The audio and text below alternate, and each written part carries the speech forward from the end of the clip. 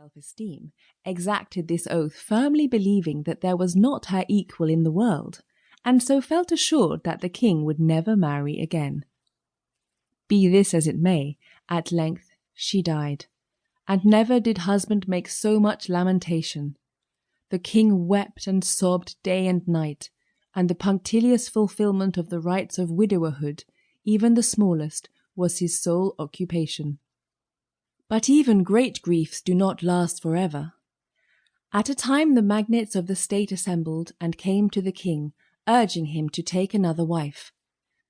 At first this request seemed hard to him and made him shed fresh tears. He pleaded the vows he had made to the queen, and defied his counsellors to find a princess more beautiful and better fashioned than was she, thinking this to be impossible.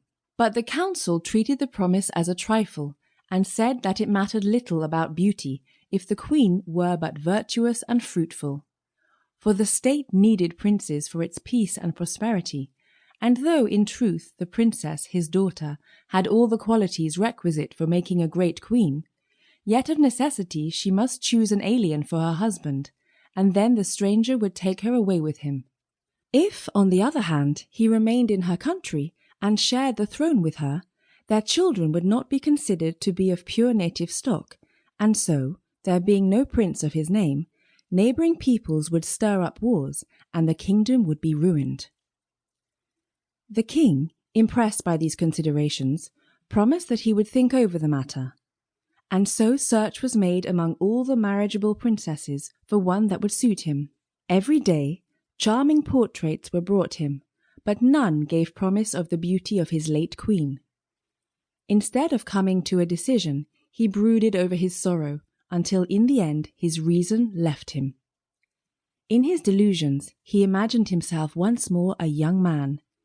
He thought the princess his daughter, in her youth and beauty, was his queen, as he had known her in the days of their courtship, and living thus in the past, he urged the unhappy girl to speedily become his bride.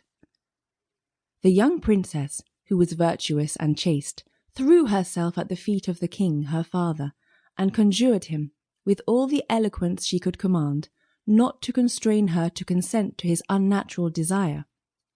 The king, in his madness, could not understand the reason of her desperate reluctance, and asked an old druid priest to set the conscience of the princess at rest.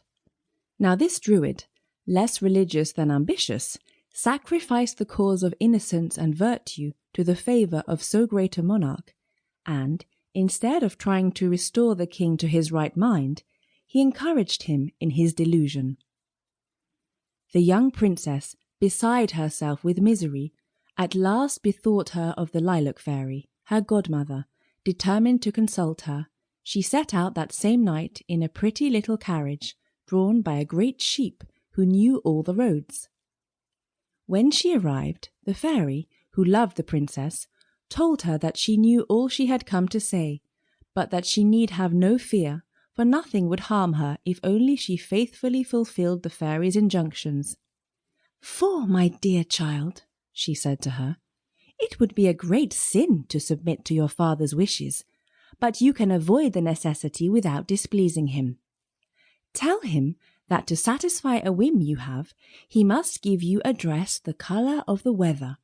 Never, in spite of all his love and his power, will he be able to give you that." The princess thanked her godmother from her heart, and the next morning spoke to the king as the fairy had counselled her, and protested that no one would win her hand unless he gave her a dress the colour of the weather.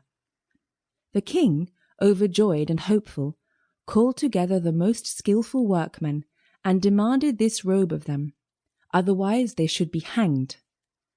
But he was saved from resorting to this extreme measure, since, on the second day, they brought the much-desired robe.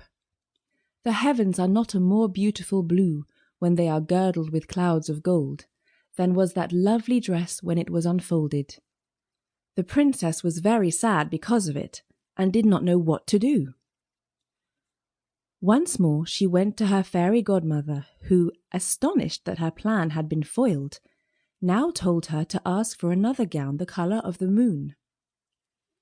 The king again sought out the most clever workmen.